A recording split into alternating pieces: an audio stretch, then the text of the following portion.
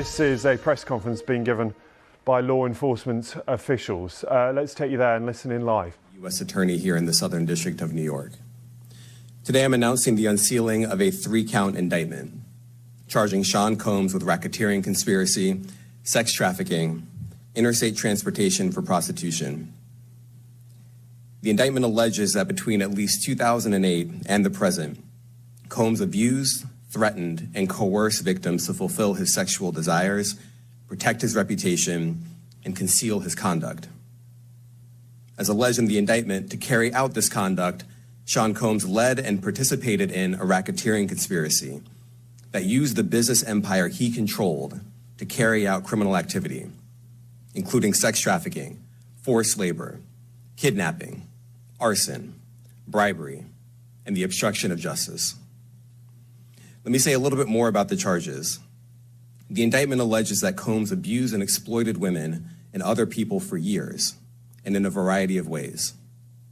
As alleged, Combs used force, threats of force, and coercion to cause victims to engage in extended sexual performances with male commercial sex workers, some of whom he transported or caused to be transported over state lines. Combs allegedly planned and controlled the sex performances, which he called freak-offs, and he often electronically recorded them. The freak-offs sometimes lasted days at a time, involved multiple commercial sex workers, and often involved a variety of narcotics, such as ketamine, ecstasy, and GHB, which Combs distributed to the victims to keep them obedient and compliant. As alleged, when Combs didn't get his way, he was violent, and he subjected victims to physical, emotional, and verbal abuse so that they would participate in the freak-offs, and that Combs hit, kicked, threw objects at, and dragged victims, at times by their hair. On one occasion in March of 2016, that conduct was captured on video and later reported in the media. Specifically, Combs kicked, dragged, and threw a vase at a victim in a Los Angeles hotel when the victim was attempting to flee. As alleged, these assaults often resulted in injuries to the victims, which took days or weeks to heal. In addition to the violence, the indictment alleges that Combs threatened and coerced victims to get them to participate in the freak-offs. He used the embarrassing and sensitive recordings he made of the freak-offs as collateral against the victims. And the indictment alleges that he maintained control over the victims in several ways, including by giving them drugs, by giving and threatening to take away financial support or housing, by promising them career opportunities, by monitoring their whereabouts, and even by dictating their physical appearance. Because of all of this, the indictment alleges that the victims did not believe they could refuse Combs without risking their security or facing more abuse. The indictment also alleges other acts of violence undertaken by Combs and others, including violence against witnesses to his abuse, kidnapping, and arson. The indictment alleges that on more than one occasion, Combs carried or brandished firearms to intimidate and threaten victims and witnesses. Now, Combs did not do this all on his own. As I mentioned, Combs has been charged with RICO conspiracy. He used his business and employees of that business and other close associates to get his way. Those individuals allegedly included high-ranking supervisors in the business, personal assistants, security staff, and household staff.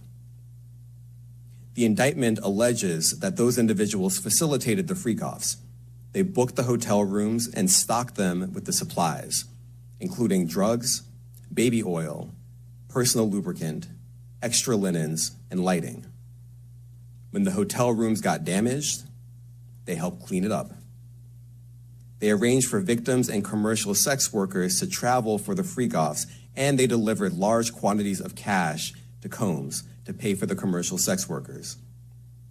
The indictment also alleges that they helped Combs cover up his crimes. During the March 2016 incident at the LA hotel that I mentioned earlier, a member of the hotel security staff intervened, and Combs attempted to bribe the staff member with a stack of cash to make sure that what happened was kept quiet. And as the indictment alleges, in late 2023, after public allegations were made about Combs' crimes, he and others pressured witnesses and victims to stay silent, including by making phone calls to witnesses and victims and giving them a false narrative of what they had experienced. And as alleged, Combs used others to help conceal his abuse by monitoring and preventing victims from leaving a location in order to hide their injuries, or by locating and contacting a victim who had attempted to flee. As part of this investigation, in March of this year, special agents from HSI executed search warrants at Combs' residences in Miami and Los Angeles. They also executed a warrant for Combs' electronic devices. During those searches, agents seized evidence of the crimes charged in this indictment. They seized firearms and ammunition, including 3 defaced AR-15s and a large capacity drum magazine. They also seized evidence of the freak-offs, electronic devices that contain images and videos of the freak-offs with multiple victims.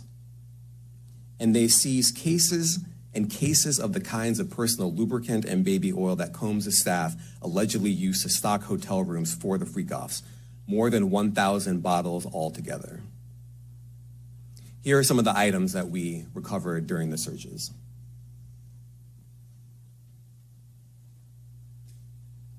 As you can see here, this is a drum magazine, large capacity, and it contains, I believe, 59 rounds. I mentioned as well, we recovered 3 AR-15s. This is a close-up shot of one of the AR-15s, and you can see right here, the serial number has been thoroughly defaced.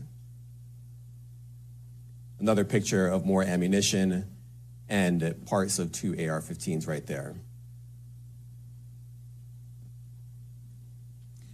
Now, I want to be clear about 2 things. First, this office is determined to investigate and prosecute anyone who engages in sex trafficking, no matter how powerful or wealthy or famous you may be. No one should doubt our commitment on that.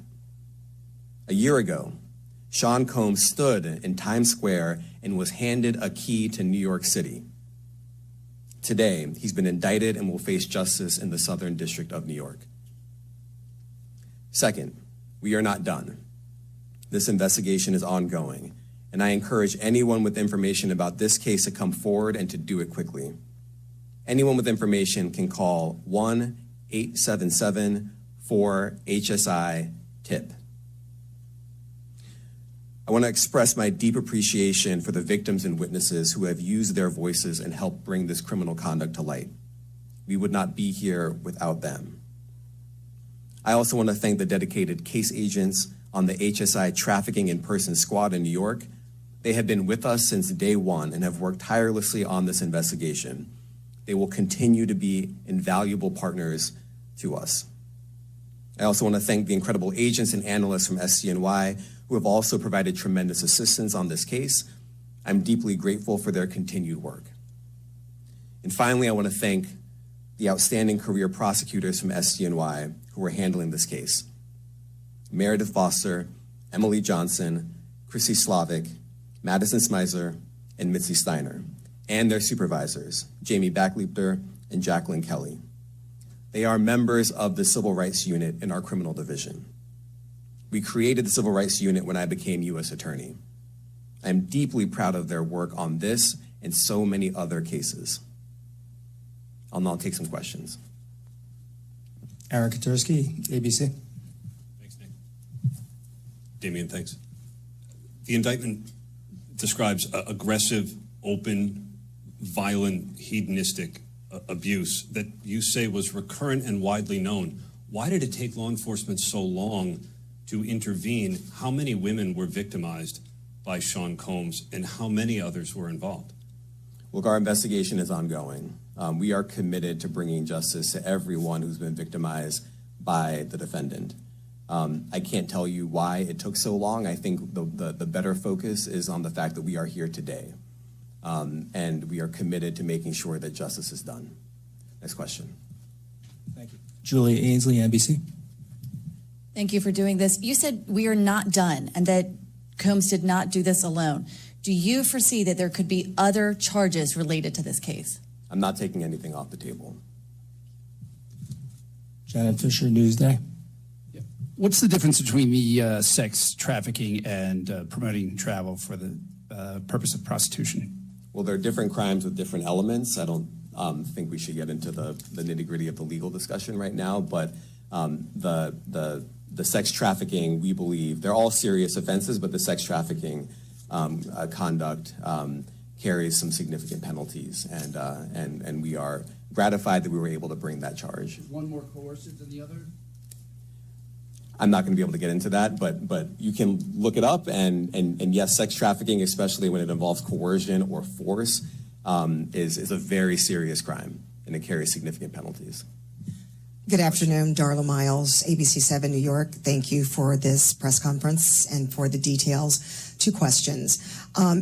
In context of this indictment and the information that was presented to the grand jury, are you able to clarify the number of victims?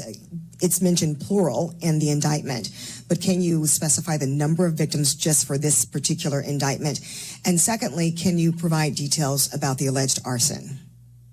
Unfortunately, I'm not able to provide either. The number of victims, you are correct. We are intentional in saying multiple. The details of the arson incident are limited to what we have in the indictment and also the detention letter that we filed, which contains more details than the indictment does at various points, but we don't have anything more beyond that. Next question. Lynn Tran, CNN. Are any of his accomplices or associates under investigation? And additionally, could he face any more charges? So the investigation is ongoing. That means both as to him and to anyone else who we believe committed the crime with him. Next question. Juliette Papa. Hi, good morning from 1010 Wins. Any indication that some of the women or victims here were imprisoned in his residences, and did he have locations where he kept them, and were not allowed to leave? And also, he's indicted here, although there were searches and raids in LA, Miami. Why in New York? Well, I'm biased. I'm the U.S. Attorney in the Southern District of New York. I think that we have an outstanding track record of bringing some of the most impactful, sprawling, complex, difficult sex trafficking, human trafficking, labor trafficking, you name it. The Southern District of New York can do it, and so we're very proud of that. And so the scope and complexity of this investigation isn't something that we ran from, it's something that we embrace, and we will continue to do that. As to your question about whether he imprisoned anyone, all I can say is that, I mentioned this March 2016 incident where something was caught on video, where a victim was attempting to flee, and there was violence that was associated with it. Was that at the residence or a hotel? That was at a hotel. Matthew Lee, Inner City Press. Thanks a lot. Does your office intend to seek remand, or are you reaching a bail package? And if you're willing, how would you contrast this with the R. Kelly case in EDNY in terms of the elements? Thanks. So we will be seeking detention. We have filed a letter laying out our reasoning for seeking pretrial detention. I'm not going to be able to expand beyond what's in the letter, but it contains all of the reasoning, and it contains the law as well. There is a presumption of detention in a case like this, and we think that's warranted. John Anise, New York Daily News. Thank you. I was hoping to get some more detail about the searches of his residence, the guns, the cases of lubricant, and the videos. Where were they found amongst his residents? Were they all scattered around the houses in one place? I kind of wanted to just get a better picture of how that stuff was found. Well, look, I think that some of the details that you're seeking are in the detention letter. So, for instance, some of the AR-15s, 2 of the 3 defaced AR-15s were found in his bedroom closet in Miami, broken down into parts along with magazines with ammunition loaded in them. So some of that detail is in the detention letter. Beyond that, I'm not going to be able to get into where other items were stored. Ben Kochman, Post. Hey, thanks for doing this. Your office was the office that had been prosecuting Jeffrey Epstein before he died in custody. I have not read your detention memo yet. It's the first thing I'm going to do after this ends. But does the memo address, or is your office concerned with Combs' safety in custody, given what happened with Epstein? So we are concerned with anyone's safety whenever they are detained prior to trial. It's part of our obligations to keep people safe as well. It's part of the criminal justice system. So, but I do not draw any sort of connection between Jeffrey Epstein's suicide and what may or may not happen to any other defendant while they are detained pre-trial. And of course, the decision whether to detain the defendant will be up to a judge. Our position is that pretrial detention is warranted under the law and based on the facts of this case, and I'll leave it at that. Are some of the prosecutors on this case some of the same prosecutors that had been handling that or that worked on the Maxwell case? So I'm not going to get into the staffing. I will say that this team, this group of AUSAs, this incredible group has been working on this case around the clock, and they've had their hands full. Next question. Gus Rosendale, NBC News. Good morning, sir. Combs' attorney said that his client has been cooperative with investigators. He said that this morning. I was wondering if you would have a reaction to that. Let me just say this. I think that generally and with increasing frequency, the word cooperative or cooperating has taken on tremendous elasticity and no longer really bears any relation to what the word means when we use it in a very specific context. So responding to lawful process and the like does not qualify as cooperation when we use that term here. Mike Sisak, AP. Thanks. To that end, was there any discussion of Mr. Combs surrendering? I understand he was taken into custody at a hotel in Manhattan last night, and maybe that wasn't the plan. Can you elaborate on how that came about and why that was? I'm not going to be able to get into any sort of operational details as to how he was taken into custody and when. He is in custody right now. He will be appearing in court later today. Was there any discussion of him surrendering, given they claim he's cooperating? I'm not going to be able to get into law enforcement tactics or operations. Well, you're watching a news conference from the District Attorney. Viewers around the world are about to leave us, but we were just hearing details there after the arrests and the 3 federal charges of Sean Diddy Combs, including racketeering, sex trafficking and transportation to engage in prostitution. The District Attorney saying Combs will face justice and their investigations have only just started.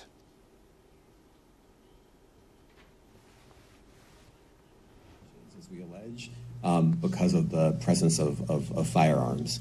I should leave it there. Thanks. Last question, Jacob Shamison. Jacob Shamsian, Business Insider. Thank you.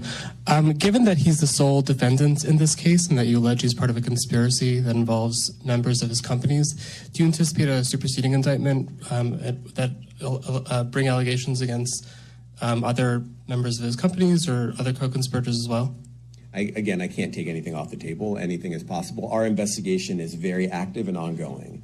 And I think a lot of you who cover this office know that when we say such things, that developments are certainly foreseeable, but I cannot predict them sitting here today. All right, thank you, everyone. Thank you. Well, the District Attorney ending that news conference went on for about 15 minutes. A lot of detail after the unsealing of the indictment, the arrest of Sean Diddy Combs, charged with 3 federal charges of racketeering, of sex trafficking and transportation to engage in prostitution.